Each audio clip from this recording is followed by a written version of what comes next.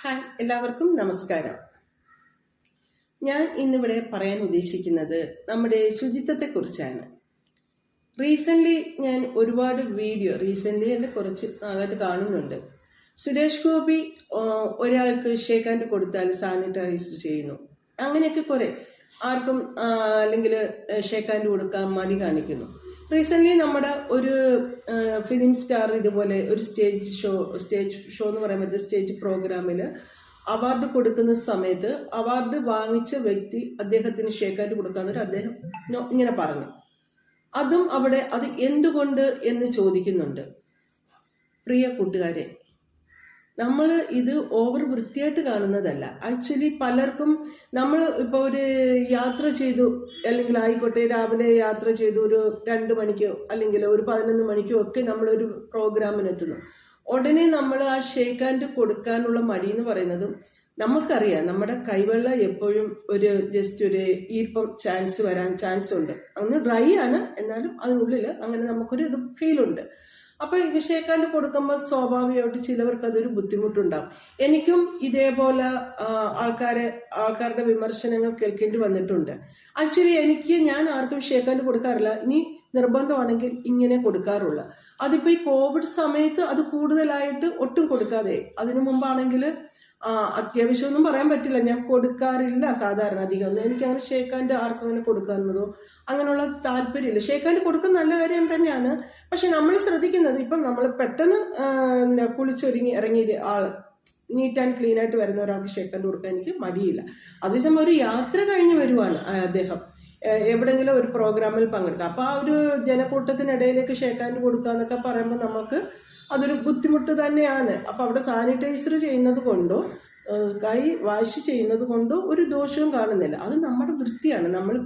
നമ്മൾക്കിത് കിട്ടുക എന്ന് പറയുന്നത് നമ്മൾ വളർന്നു വന്ന വീട്ടിൽ നിന്ന് കിട്ടുന്ന നമ്മൾക്ക് തന്നിരിക്കുന്ന ഒരു ഉപദേശങ്ങൾ. അല്ലെങ്കിൽ ഇപ്പം എക്സാമ്പിൾ പറയുകയാണെങ്കിൽ, ഇപ്പോൾ എല്ലാവർക്കും റൂമിൽ പെറ്റിനെ വളർത്താനും, മീൻസ് പട്ടിക്കുട്ടി, പൂച്ചക്കുട്ടി, ഇനിയായി എന്തെങ്കിലും അതിനെയൊക്കെ വളർത്താനും താലോലിക്കാനും ഒക്കെ. പക്ഷെ ഇവരെ തൊട്ടതിന് ശേഷം നിങ്ങൾ കൈ വാഷ് ചെയ്യുന്നുണ്ടാവും. പക്ഷെ ചിലരെ സംബന്ധിച്ചിടത്തോളം ഈ മൃഗങ്ങളെയൊക്കെ തൊട്ടിട്ട് വരുമ്പോൾ അവർ കൈ സോപ്പിട്ട് വാഷ് ചെയ്താലും നമുക്കൊരു മടിയാണ് ആ കയ്യിൽ ഒരു ഷേക്ക് ഹാൻഡ് കൊടുക്കാനോ അല്ലെങ്കിൽ അവിടുന്ന് അവരുടെ കൈ കൊണ്ട് എന്തെങ്കിലും വാങ്ങിക്കുവാനോ ഒക്കെ ഒരു ബുദ്ധിമുട്ടുള്ള ഒരു കാലഘട്ടം. അത് കുറച്ച് പേരിൽ അങ്ങനെ ഉണ്ട്. കാരണം വെച്ചാൽ എനിക്കും സ്കൂളിൽ പഠിക്കുന്ന സമയത്ത് ഇതുപോലെ തന്നെ പൂച്ചക്കുട്ടി, പട്ടിക്കുട്ടി, മുയൽ, പ്രാവ്, കോഴി എല്ലാം വാങ്ങിച്ചു തന്നിട്ടുണ്ട്. പക്ഷെ അവിടെ ഞാൻ കാണുന്നത് അമ്മ ചെയ്യുന്നത്, ഞാൻ ഇവരുമൊക്കെ ആയിട്ട് കളിച്ചിട്ട് വരുമ്പോൾ കൈ നന്നായിട്ട് വാഷ് ചെയ്യിപ്പിച്ചിട്ട് ജസ്റ്റ് പോയി കുളിച്ചിട്ട് വരാൻ പറയും. അല്ലെങ്കിൽ അമ്മയ്ക്ക് ആ ഫുഡ് എനിക്ക് തരുമ്പോൾ ഞാനത് വാരി കഴിക്കുന്നത് അമ്മയ്ക്ക് ബുദ്ധിമുട്ട്. അങ്ങനെ ശീലിച്ചത് കൊണ്ട് എനിക്കും എന്തെങ്കിലും തൊട്ട് കഴിഞ്ഞാൽ, ഈവൻ നിങ്ങൾക്ക് ഈ മുട്ട വാങ്ങിച്ചു കഴിഞ്ഞാൽ എല്ലാവരും സാധാരണ എന്താ ചെയ്യുക, അത് കഴുകി ഫ്രിഡ്ജിലെടുത്ത് വെക്കും അല്ലേ. പക്ഷെ എനിക്ക് അത് കഴുകി ഫ്രിഡ്ജിൽ വെച്ച് കഴിഞ്ഞാൽ മുട്ടയ്ക്കകത്ത് നമുക്കറിയാം പല സ്ഥലങ്ങളിൽ മുട്ട ഇടുന്നത് കൊണ്ട് കോഴികൾ എവിടെയാണ് എന്ന് നമുക്ക് പറയാൻ പറ്റില്ല. അപ്പം നമ്മൾ എന്ത് ചെയ്യും, അത് നന്നായിട്ട് വാഷ് ചെയ്ത് ഫ്രിഡ്ജിൽ വെക്കും. പക്ഷെ ഞാൻ ഈ കാര്യം ചെയ്യുന്നത് കുളിക്കുന്നതിന് മുമ്പാണ്. എനിക്കിതൊക്കെ ചെയ്ത് കഴിഞ്ഞാൽ, അല്ലെങ്കിൽ റൂം ക്ലീൻ ചെയ്ത് കഴിഞ്ഞാൽ വേസ്റ്റ് പുറത്തേക്ക് വേസ്റ്റ് കളക്ഷന് വരുന്ന ആൾക്കാർക്ക് കൊടുക്കാൻ വേണ്ടിയിട്ട്, അതുകൊണ്ട് വേസ്റ്റ് വെളിയിലേക്ക് വെക്കുന്നതൊക്കെ കഴിഞ്ഞാൽ കുളി മസ്റ്റാണ്. എങ്കിൽ മാത്രമേ നമുക്കൊരു പെർഫെക്ഷൻ തോന്നുള്ളൂ. എനിക്ക് അങ്ങനെ അതേപോലെ ഇപ്പം ഞാനെന്നല്ല, അങ്ങനെ ഒരുപാട് ആൾക്കാരെ ഞാൻ കണ്ടപ്പോൾ മനസ്സിലായി, അങ്ങനെ ധാരാളം ആൾക്കാരുണ്ട്. ഇത് ഇല്ലാത്തവരാണ് ഈ കുറ്റം പറയുന്നത്. നിങ്ങൾ ഇപ്പം അദ്ദേഹം ഈ കൈ വാഷ് ചെയ്തെന്നൊക്കെ നിങ്ങൾ കംപ്ലൈന്റ് പറയുന്നല്ലോ, അതൊന്നും ചെയ്യാതെ എന്തെങ്കിലും ആയിക്കോട്ടെ, അങ്ങനാണെങ്കിൽ നിങ്ങൾക്ക് കുഴപ്പമില്ല. ഇങ്ങനെ നിങ്ങൾ നല്ല രീതികൾ കാണിക്കുമ്പോൾ നിങ്ങൾ അതിനെ വേണമെങ്കിൽ നിങ്ങൾക്കും നിങ്ങളുടെ ജീവിതത്തിലേക്ക് പകർത്താം. ഇങ്ങനെ ആയിരിക്കണം. നമ്മളും ഒക്കെ പബ്ലിക് പ്ലേസിൽ പോകുമ്പോൾ ഷേക്ക് ഹാൻഡ് ഒക്കെ കൊടുത്ത് പല സ്ഥലങ്ങളിൽ നിന്ന് വരുന്നതാണ്.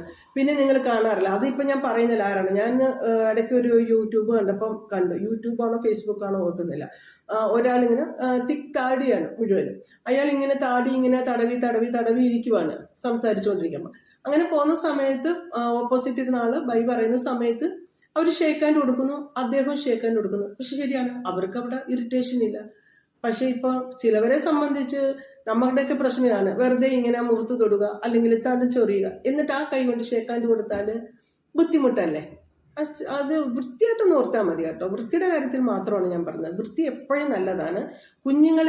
കുഞ്ഞിലേ തന്നെ നമ്മൾ വൃത്തി പഠിപ്പിക്കണം. എല്ലാ രീതിയിലും ആണെങ്കിലും, ഫുഡ് കഴിക്കുന്നതിലാണെങ്കിലും, നമ്മുടെ പ്ലേറ്റൊക്കെ വാഷ് ചെയ്യുന്നതാണെങ്കിലും എല്ലാം വീട്ടിൽ നിന്ന് കിട്ടുന്ന ആ ഒരു വൃത്തി, അത് നമുക്ക് വളർന്നു വരുമ്പോൾ കുട്ടികൾക്ക് അത് മാറ്റാൻ പറ്റത്തില്ല. അത് വളർന്നതിന് ശേഷം ഇത് ചെയ്യണമെന്ന് പറയുമ്പോഴും അവർ ചിലപ്പോൾ അത് പ്രാക്ടിക്കൽ ആവണമെന്നില്ല. കുഞ്ഞിലെ തന്നെ നമ്മുടെ ശുചിത്വത്തെക്കുറിച്ച് മനസ്സിലാക്കി കൊടുക്കണം. ഒരാൾ സംസാരിക്കുമ്പോൾ ഒരു ഡിസ്റ്റൻസ് കീപ്പ് ചെയ്ത് സംസാരിക്കണം. അല്ലാതെ ഓടി അടുത്ത് ചെന്ന് സംസാരിക്കുന്ന സ്വഭാവമൊന്നും ഉണ്ടാവരുത്. നമ്മൾ ഒരാളെ കണ്ടു സംസാരിക്കുമ്പോൾ ഒരു കുറച്ച് ഗ്യാപ്പിൽ നിന്ന് വേണം സംസാരിക്കാൻ. ചിലർക്ക് സംസാരിക്കാൻ ചാടി കയറി നമ്മുടെ അടുത്തോട്ട് വന്ന് സംസാരിക്കുന്ന ഒരു പ്രവണതയുണ്ട്. അതൊക്കെ നമുക്ക് ഇഷ്ടമല്ല. പക്ഷെ നമ്മളൊക്കെ അങ്ങ് സഹിച്ച് നിൽക്കും, അത്രേ ഉള്ളൂ. അല്ലാതെ നമുക്കൊന്നും ചെയ്യാനില്ല.